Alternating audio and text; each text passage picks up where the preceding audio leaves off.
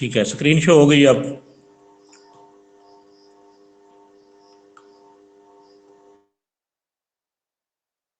तो इसको हम स्टार्ट करते हैं। जैसे पहले मैंने आपको बताया कि हिस्ट्री ऑफ एजुकेशन हम स्टार्ट कर रहे हैं। इसमें ये जो कोर्स कंटेंट हम स्टडी करेंगे वो मैं यहाँ पे शेयर कर दिया है। तो इसको हम हिस्सों में करेंगे। हाफ जो है वो इसमें होगा आज और हाफ हम नेक्स्ट करेंगे। तो इसको हम स्टार्ट करते हैं। सबसे पहले इसमें और स्पार्टन, ठीक है, ये दो जो कि रियासतें थी ग्रीक की, उस वक्त की इम्पोर्टेंट रियासतें थी। तो इनमें एक डिफरेंस क्या था उसको यहाँ पे थोड़ा सा करेंगे। फिर हम इसको एजुकेशनल पॉइंट ऑफ व्यू से भी देखेंगे कि एजुकेशनल पॉइंट ऑफ व्यू से क्या इनमें फ़र्क था। लेकिन पहले एक थोड़ा सा इसका टेबल आपकी तरफ शो हो रहा होगा, वो बनाया हुआ मैंने। सबसे पहले इसमें है ज्योग्राफिकली अगर हम देखें तो जो एथेंस से ये नियर सी थे, स्पार्टन जो है वो मिलिट्री, चूंकि वो स्पार्टन पहले समुंदर पे रियासत थी तो उनकी मिलिट्री जो है वो नेवी थी, इसके जो है वो आर्मी थी। एथेंस वाले जो है ये एक से ज़्यादा खुदाओं पे यकीन रखते थे, ठीक है। से इनके वो दो थे, विजडम एंड वार। और जबकि स्पार्टन वाले जो है उनका लोकल गार्ड एक ही था, आयरिस कहा जाता है। हीरोज की अगर बात करें तो जो एथेंस हैं इनके मोस्ट हीरो जो है वो पोएट और बड़े फिलासफर हैं। जैसा कि जो एथेंस के बड़े फिलासफर थे, ठीक है, से सुकरात, पी से प्लेटो और ए से अरिस्टोटल। तो ये तीनों जो हैं ये एथेंस के थे। इसमें सुकरात जो है वो प्लेटो का उस्ताद था, प्लेटो जो है वो अरिस्टोटल का उस्ताद था, और अरिस्टोटल जो है वो अलेक्जेंडर द ग्रेट का टीचर था। क्योंकि इसके बरक्स जो स्पार्टा वाले हैं वो वॉरियर्स थे, जंगजू थे, ठीक है ना। इसके ऊपर एक इंडिया इंग्लिश मूवी बड़ी ज़बरदस्त जो एक बार मैंने देखी थी, ट्रॉय, TROY, ट्राई मूवी देखे तो उसमें भी आपको ना वो किस किस्म की जंगे होती थी उस ज़माने में, बड़ा अच्छा मूवी एक बनी हुई है। अच्छा, ऑक्यूपेशंस के लिहाज से जो एथेंस थे ये तिजारत पेशा लोग थे, ट्रेड करते थे। जबकि स्पार्टन जो है वो फार्मिंग करते थे, और फार्मिंग के साथ साथ उनकी इनकम का एक बड़ा ज़रिया जो है वो उनकी जंगें थी। जो जंगें करते थे, मुख्तलिफ इलाकों पे कब्ज़ा करते थे, वहाँ से वो लूट मार के जो है वो चीज़ें ले आते थे। तो वो इनका एक ज़रिया था, मुआश का।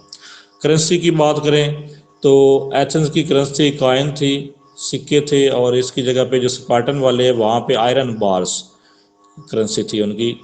जो एथेंस है वहाँ पे डेमोक्रेटिक गवर्नमेंट थी, एक इलेक्शन का प्रोसेस होता था, इलेक्शन के प्रोसेस में वोटिंग के ज़रिए वहाँ पे गवर्नमेंट बनती थी। जबकि स्पार्टन में ओलिगार्ची थी। इसका मतलब है कि वहाँ पे ना जो एक काउंसिल ऑफ एल्डर्स थी, जो बड़े या बुज़ुर्ग थे उनके, उन बुज़ुर्गों की एक काउंसिल बनी हुई थी, एक काबीना बनी हुई थी। वो फैसला करती थी कि किसने मतलब गवर्नमेंट को किस तरह चलाना है। तो उस सिस्टम को ओलिगार्ची कहा जाता है। जबकि जो एथेंस का सिस्टम था ये एक डेमोक्रेटिक सिस्टम था। वोट होते थे, ठीक है, इलेक्शन जिसको हम कह सकते हैं। तो बाकायदा इलेक्शन के ज़रिए वहाँ पे गवर्नमेंट चलाई जाती थी। इस तरह अगर हम औरतों के हकूक़ की बात करें तो एथेंस में औरतों को कोई बहुत ज़्यादा हकूक़ हासिल नहीं थे, ठीक है। औरतें जो हैं उनके पास इलेक्शन में हिस्सा लेने का हक़ नहीं था, गवर्नमेंट अफेयर्स चलाने का हक़ नहीं था, इवन के एजुकेशन का भी हक़ नहीं था औरतों के पास, ठीक है। कुछ औरतें जो हैं वो प्लाटो की जो थी अकेडमी, उसको अकेडमी कहा जाता था, जहाँ पे प्लेटो जो है वो अपने दरसो तदरीस करता था। तो वहाँ पे कुछ औरतें भी थी जो कि एक हायर सोसाइटी से थी। तो वहाँ पे वो एजुकेशन हासिल उन्होंने करती थी, लेकिन बहुत कम तादाद में। तो बाकी जो नीचे वाला तबका था वो उनकी औरतों पर तो बिल्कुल पाबंदी थी कि वो एजुकेशन हासिल कर ही नहीं सकती थी। जबकि इसके मुकाबले में जो स्पार्टन थे वहाँ पे औरतों के हकूक़ थोड़े ज़्यादा थे। वहाँ पे उनको इलेक्शन में हिस्सा लेने का हक़ था, वहाँ पे वो उनको गवर्नमेंट का ओहदा रखने का हक़ हासिल था, जायदाद में हिस्सा लेने का हक़ हासिल था उनको, ठीक है। ज़मीन वगैरह जो है वो उनके नाम पे हो सकती थी। तो स्पार्टन में एजुकेशन सॉरी औरतों के हकूक़ के हवाले से स्पार्टा जो है वो उनका सिस्टम बेहतर था। इस तरह अगर हम गुलामों की बात करें, जो स्लेव्स होते हैं, तो एथेंस में स्लेव्स को हकूक हासिल थे। ठीक है, वो कुछ जॉब्स वगैरह कर सकते थे, कुछ ना कुछ उनको हकूक हासिल थे। जबकि इसके बरक्स जो स्पार्टा का एजुकेशन, स्पार्टा का सिस्टम था, गवर्नमेंट का सिस्टम जो था, वहाँ पे स्लेव्स की कोई हकूक नहीं थे। सिटीजनशिप किसको मिलती थी? एथेंस में सिर्फ मेल जो है उनको सिटीजनशिप मिलती थी, फीमेल को, औरतों को सिटीजनशिप या वहाँ की शहरियत नहीं मिलती थी, इसलिए उनको वोट का हक भी नहीं था। जबकि इसके बरक्स स्पार्टा वालों, स्पार्टा के अंदर जो वो मैन और वो मैन उनको इक्वल सिटीजनशिप थी उनकी। कि अगर हम इसी तरह एजुकेशन की बात करें तो एथेंस में सिर्फ बॉयज़ को तालीम का हक हासिल था, और स्पार्टन में बॉयज़ और गर्ल्स दोनों को एजुकेशन का हक हासिल था। तो ये तो एक थोड़ा सा ओवरव्यू होगा, ताकि आपको थोड़ा सा अंदाजा हो जाए कि एथेंस और स्पार्टा में क्या डिफरेंस था।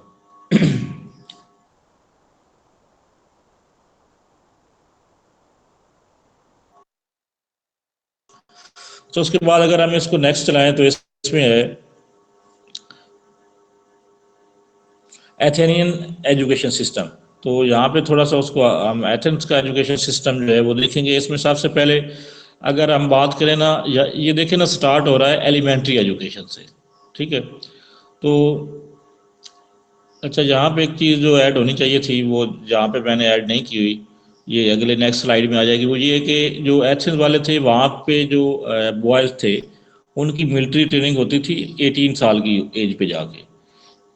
ठीक है, और जबकि स्पार्टा में जो उनकी मिलिट्री ट्रेनिंग है वो 7 साल की एज से स्टार्ट हो जाती थी, क्योंकि इनका सारा फोकस जो स्पार्टा का है ना, इनका सारा फोकस था मिलिट्री के ऊपर ही।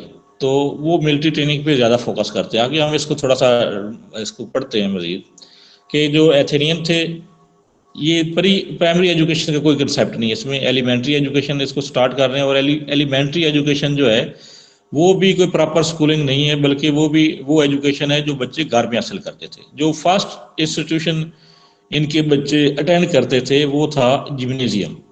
ठीक है, तो जिम्नेजियम से पहले की जो एजुकेशन है वो होम एजुकेशन है। ठीक है, जिसमें बच्चों को मॉरल एजुकेशन दी जाती थी, जो उनकी इखलाकी तरबियत है बच्चों की, वो घर पे ही की जाती थी। और basic reading, writing, arithmetic skill, 3R जिनको हम कहते हैं। 3R का मतलब होता है रीडिंग, राइटिंग और अरेथमेटिक्स। तो ये बेसिक जो एजुकेशन है वो उनको घर पे ही दी जाती थी। ठीक है, उसके बाद नेक्स्ट स्टेज थी जिम्नेजियम की स्टेज। तो इसमें उनकी एजुकेशन जो है वो फिजिकल एजुकेशन, उस पर फोकस किया जाता था। और उसके बाद थर्ड स्टेज इसमें है सेकेंडरी एजुकेशन। सेकेंडरी एजुकेशन जो है ये ओनली फॉर रिच फैमिलीज। ठीक है, सिर्फ रिच फैमिलीज जो हैं वो ये एजुकेशन हासिल कर सकती थी। ठीक है ना, असल ये कहते थे जो एथेंस वाले थे कि जो रिच फैमिलीज हैं वो ये एजुकेशन हासिल करें, जो पुअर क्लास है या मिडिल क्लास है, तो वो उनका जो एक अपना आबाई पेशा होता है, वो अपने बच्चों को अपनी स्किल आगे सिखाएंगे। ठीक है, जैसे कि लोहार कोई है, लोहे का काम करने वाला है, तो अपने बच्चों को वही काम आगे सिखाएगा। कोई लकड़ी का काम करने वाला है तो वो अपने बच्चों को उस काम में ट्रेनिंग देगा, तो ताकि वो अपनी रोजी रोटी जो है वो कमा सके। तो जो जनरल एजुकेशन थी वो उन लोगों के लिए नहीं थी। ठीक है, वो सिर्फ रिच फैमिलीज के लिए थी। इसके अलावा ये मतलब सेकेंडरी स्टेज पे नेचुरल साइंसेज इनके सिलेबस में शामिल थी। उसके बाद पोस्ट सेकेंडरी एजुकेशन थी। सेकेंडरी के बाद पोस्ट सेकेंडरी एजुकेशन जो है ये सिर्फ बॉयज़ के लिए थी। ठीक है, सेकेंडरी स्टेज तक जो है वो कुछ ना कुछ गर्ल्स को भी शामिल किया जाता था, लेकिन पोस्ट सेकेंडरी जो है वो सिर्फ बॉयज़ के लिए थी, ओनली फॉर बॉयज़। इसमें एफीबिक ट्रेनिंग होती थी, 2 साल की फौजी ट्रेनिंग जो है वो इसमें शामिल थी। तो उसके बाद है नेक्स्ट हमारे पास स्पार्टा का एजुकेशन सिस्टम। ठीक है, इसमें जो उनकी फर्स्ट ट्रेनिंग है उसको हम कहते हैं एगॉग। ये इसमें ये था कि minimum focus on reading and writing, send children to army barracks, mock battle test in 18। ठीक है, ये मतलब स्टार्ट से ही उनकी शुरू हो जाती थी 7 साल के से ही ट्रेनिंग। तो जो इब्तदाई स्कूल बच्चे अटेंड करते थे उसका नाम एक तरह से दिया गया है एगॉग। इसमें क्या होता था कि बच्चों को शुरू में रीडिंग, राइटिंग वगैरह सिखाई जाती थी, और उनको फौजी बैरकों में भेज दिया जाता था स्टार्ट से ही, ताकि वो जो आर्मी के साथ रहें, वहाँ से वो आर्मी की ट्रेनिंग हासिल करें। इसके हवाले से जो एक इंटरेस्टिंग बात बताई जाती है वो ये थी कि जब स्पार्टा में कोई न्यू बच्चा बेबी जो है वो पैदा होता था, तो पैदा होते ही इनकी एक जो है ना वो काउंसिल इन्होंने बनाई हुई थी, वो उस बेबी को जाके उसका बयाना करती थी। अगर वो देखते थे कि ये बच्चा जो है ये एक मजबूत फौजी बन सकता है, मुस्तकबिल में एक हमारा वॉरियर बन सकता है, तो उसको ज़िंदा रहने की परमिशन दी जाती थी। अगर वो समझते थे कि ये बच्चा कमज़ोर है, ठीक है, ये काल को हमारे किसी काम नहीं आएगा जंगों के लिहाज से, तो वो फिर उसको कत्ल करने का आर्डर कर दिया जाता था, और उस कत्ल करने के लिए उसको किसी दूर दराज इलाके में छोड़ देते थे। छोटा बच्चा होता था तो फिर वो बेचारे की डेथ हो जाती थी वहाँ पे। तो इस तरह करके इनका सिस्टम था। तो मेन फोकस इनका जो है वो फौजी ट्रेनिंग थी। तो ये इब्तदाई पहली स्टेज से ये शुरू हो जाती है, और 18 साल की एज तक ये एगा हो गए। 18 साल के बाद जो है वो उनकी नेक्स्ट लेवल है, उसको उन्होंने इफीब का नाम दिया जाता था। इसमें 18 ईयर ये एजुकेशन थी, 18 साल के बाद स्टार्ट होती थी, 18 से लेके 20 साल की एज तक। तो इसमें था जिम्नास्टिक, ठीक है, हंटिंग, और एक मुकम्मल आर्मी की ट्रेनिंग जो है वो बच्चों को सिखाई जाती थी। जिम्नास्टिक सिखाई जाती थी, साथ शिकार वगैरह करने का तरीका, ठीक है, ये चीज़ें उनको सिखाई जाती थी, और एक मुकम्मल आर्मी की ट्रेनिंग उनको दी जाती थी। उसके बाद जो स्पार्टन की वुमेन की एजुकेशन थी, वो main education get formal education under the supervision of state. औरतों को भी गवर्नमेंट की तरफ से एजुकेशन हासिल करने की आज़ादी थी, एथेंस की बरक्स। वो आज़ादी क्यों थी, यहाँ पे औरतों को एजुकेशन क्यों देते थे ये लोग? क्योंकि ये समझते थे कि औरतें जो है वो कल को हमारे लिए वॉरियर्स उन्होंने ट्रेन करने हैं। तो वो जनरल एजुकेशन भी औरतों को देते थे, और उसके साथ साथ औरतों को फौजी ट्रेनिंग भी देते थे, ठीक है, ताकि कल को वो एक अच्छे मतलब जो अपने उनके बेटे होंगे उनको एक अच्छा फौजी बना सकें, एक अच्छा आर्मी पर्सनल बना सकें, या एक वो वॉरियर अच्छा बना सकें। तो इस तरह इनकी वो एजुकेशन पे फोकस था औरतों का भी। At the age of 18 women were taught to run wrestle throw javelins, ठीक है, 18 साल की एज में औरतों को वो ये चीज़ें सिखाते थे, रेसलिंग सिखाते थे, नेज़ाबाजी सिखाते थे, ठीक है। इसके साथ साथ girls were also taught to sing, dance, poetry, ये चीज़ें भी औरतों को सिखाई जाती थी। The purpose was to train future mothers of their army personnel. तो औरतों की तालीम का मकसद उनका क्या था कि वो फ्यूचर मदर्स, जो मदर्स हैं, चूँकि जो फीमेल हैं वो आर्मी पर्सनल की फ्यूचर मदर्स हैं, ठीक है, उन्होंने आर्मी पर्सनल की तरबियत करनी है, उनको तैयार करना है, तो इसलिए औरतों की फौजी ट्रेनिंग हुई हुई होगी तो अपने बच्चों को अच्छे तरीके से वो ट्रेनिंग दे सकेंगी। तो उसके बाद हमारे पास फर्स्ट स्कॉलर हैं इसमें सुकरात, ठीक है। जैसा कि मैंने आपको पहले बताया है कि सुकरात जो है ये उस दौर का एक बड़ा स्कॉलर है। प्लेटो का जो टीचर था, Socrates was born in the 469 BC in the outskirts of Athens. Athens के मज़ाफ़ाती, आउटस्कर्ट्स का मतलब बनता है मज़ाफ़ाती कस्बे में इसकी पैदाइश हुई थी 469 में। तो एजुकेशन के हवाले से जो इसका है वो है यूनिवर्सल प्रिंसिपल, ठीक है। यूनिवर्सल प्रिंसिपल क्या है कि वो एक तो सब बच्चों को एजुकेशन का हक हासिल हो, ठीक है, और उसके साथ साथ कि वो बच्चों को जो एजुकेशन दी जाए वो यूनिवर्सल हो, ठीक है। He focus on universal education and firmly defended the academic freedom to think, question and teach. ये समझा था कि हर बच्चे का ये हक है कि वो अपनी मर्जी से सोच सके, अपनी मर्जी से जो है वो क्वेश्चन पूछ सके, अपनी मर्जी से वो तालीम हासिल कर सके। तो ये हर बच्चे का हक है, इसने कहा था सुकरात ने, ठीक है। इसके अलावा जो इससे ज़्यादा चीज़ एसोसिएट की जाती है सुकराट से वो है सुकराटिक मेथड। सुकराटिक मेथड क्या है? सवाल जवाब का तरीका है, ठीक है। क्वेश्चंस को इस तरीके से डिवेल्प किया जाता था कि रियलिटी तक पहुंचा जा सके। तो क्वेश्चंस के ज़रिए जो रियलिटी को रिवील किया जाता था उस मेथड को हम कहते हैं सोक्राटिक मेथड। उसके बाद है इसमें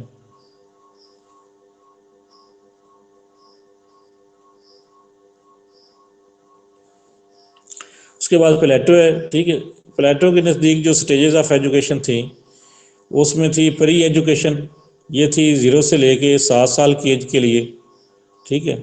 तो ये मतलब बच्चों की खेल कूद की उम्र थी। उसने कहा था कि 7 साल तक बच्चों को आप कुछ भी नहीं पढ़ाएंगे, बच्चों को बिल्कुल आप उनको खेलने का कूदने का मौका दें, 7 साल तक उन पर कोई बर्डन ना डाला जाए।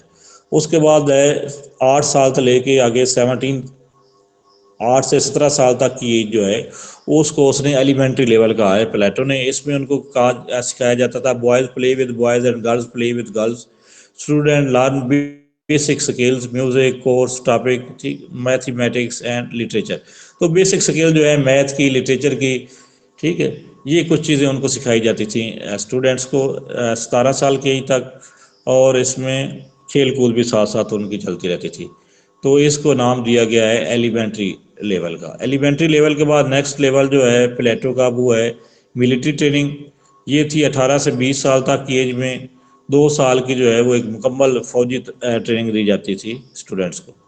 उसके बाद है हायर एजुकेशन 20 साल की एज के बाद, जो कि 20 से 35 साल की एज के लगभग बनती है। इसमें यह है कि individuals get advanced knowledge and skills in literature, mathematics and philosophy, ठीक है। स्टूडेंट्स जो है उनको एडवांस नॉलेज दिया जाएगा लिटरेचर के बारे में, मैथ के बारे में और फिलोसफी के बारे में। Study of dialectic for 5 year, 5 साल तक जो है वो डायलैक्टिक पढ़ेंगे। डायलैक्टिक क्या था?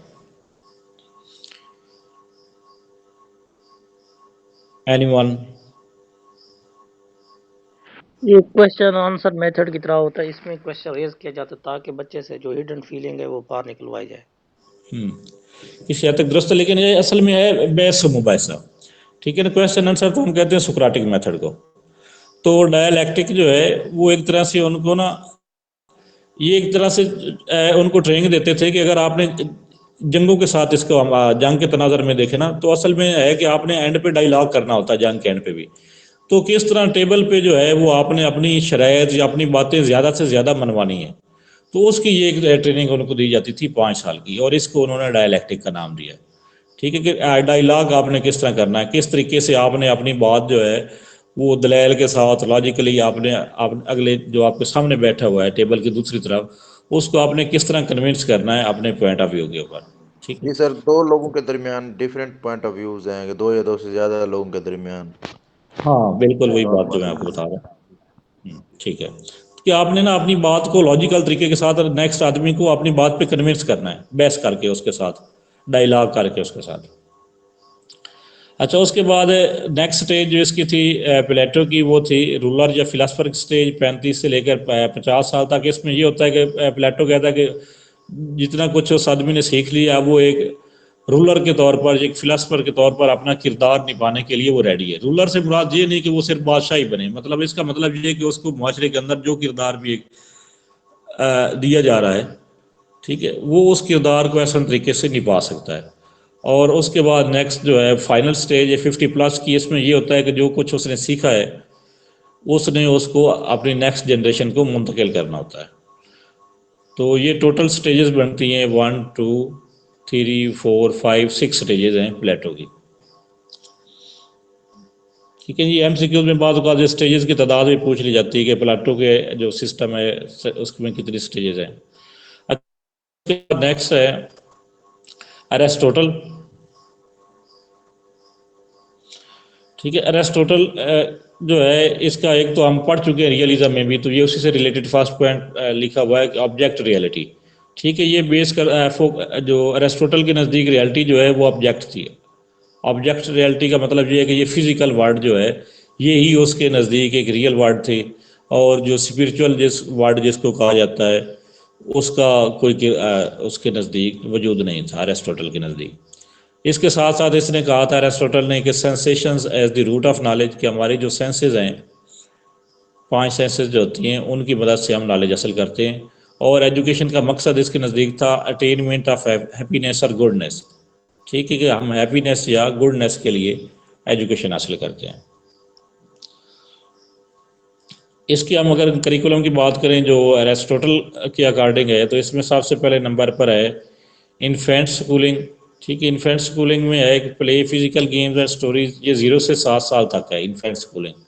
तो इसमें बच्चे जो हैं उनको मुख्तलिफ फिजिकल गेम्स खिलाई जाती हैं, कोई स्टोरीज वगैरह उनको सुनाई जाती है। स्टोरीज सुनाने का असल मकसद ये है कि उनके अंदर कोई इखलाकियात बच्चों के अंदर जो है वो डेवलप हो। तो उनकी इखलाकी तरबियत के लिए या मॉरल डेवलपमेंट के लिए बच्चों को स्टोरीज वगैरह सुनाई जाएंगी। उसके बाद है एज 7 से लेकर 14 साल तक की जो सेकंड स्टेज है, उसमें बच्चों को बेसिक न्यूमेरिक और लिटरेसी जो है वो सिखाई जाती थी। मतलब रीडिंग सर ये राइटिंग। 10th के लिए जो एज है वो 0 से 7 होगी फिर, क्योंकि वो 7 से 14 तक और है फिर। सर ये हाँ, जीरो काइंडली से कंफर्म। 0 से 6 है, ठीक है। जी जी सर, शुक्रिया। अच्छा, सेकंड स्टेज जो है 7 से 14 तक, इसमें है कि उनको, बच्चों को बेसिक स्किल सिखाई जाती थी, बेसिक न्यूमेरिक और लिटरेसी, मतलब रीडिंग राइटिंग जो है बच्चों को वो सिखाई जाती थी इस एज के अंदर। इसके अलावा उनकी जो फ्यूचर स्टडी है उसके लिए उनकी एक हैबिट डेवलप हो जाती थी स्टूडेंट्स की, कि उन्होंने स्टडी किस तरह करनी है। मतलब एक तरह से उनको स्टडी की आदत डाली जाती थी और बेसिक जो उनकी बुनियाद बनाई जाती थी एजुकेशन में, बुनियादी चीज़ें बच्चों को पढ़ाई जाती थी। तो उसके बाद नेक्स्ट स्टेज जो थी इसमें वो थी 15 से 21 साल तक की एज, ठीक है। और इसमें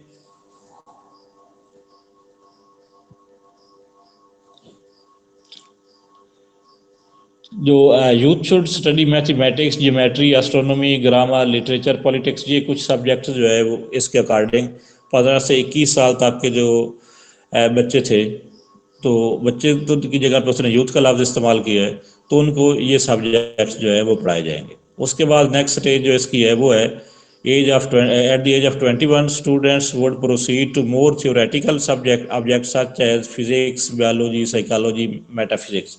तो ये सब्जेक्ट जो हैं ये 21 साल की तक बच्चे पढ़ेंगे। तो ये टोटल जो है वो 4 स्टेजेस इसकी बनती हैं अरिस्टोटल की।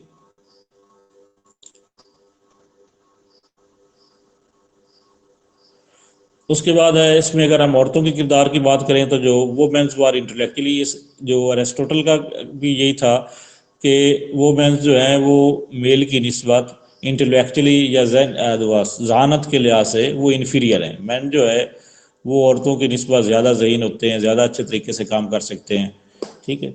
Aristotle was concerned only with male education. तो अरिस्टोटल की ये जो हमने पीछे थ्योरी पढ़ी है तो ये सारी की सारी सिर्फ मेल एजुकेशन से रिलेटेड थी। इससे पहले वैसे भी हमने पढ़ा है कि एथेंस वाले जो हैं वो मेल एजुकेशन पे ज़्यादा फोकस करते थे और उसमें इग्नोर किया जाता था फीमेल एजुकेशन को। गर्ल्स भी trained for household duties as wifes and mothers. जो गर्ल थी उनको हाउस होल्ड ड्यूटीज़ के लिए तैयार किया जाता था ताकि वो अपनी एक वाइफ्स के तौर पर या मदर के तौर पर अपना उनका जो किरदार बनता है उसको वो निभा सकें, ठीक है। उसके बाद जॉन डेवी है, इसको यहाँ पे मैंने इग्नोर किया हुआ है, तो चूंकि इसके हवाले से हम प्रोग्रेसिविज्म में या प्रैग्मेटिज्म में काफ़ी पढ़ चुके हैं तो उस हवाले से अलग मैंने इसको नहीं किया, लेकिन अगर आप कहते हैं तो उसको भी हम यहाँ पे शामिल कर लेंगे।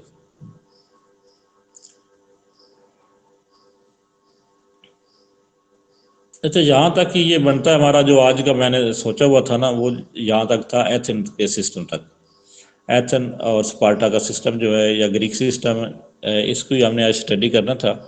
तो यहाँ तक आपके जहन में कोई चीज़ें हैं, कोई डिस्कस करना चाहते हैं तो कर लें, थोड़ा सा मुझे फीडबैक दे दें, ठीक है। आप में से कोई एक जो है वो इसको थोड़ा डिफरेंशिएट कर दे कि एथेंस और स्पार्टा के एजुकेशन सिस्टम में क्या क्या फ़र्क था।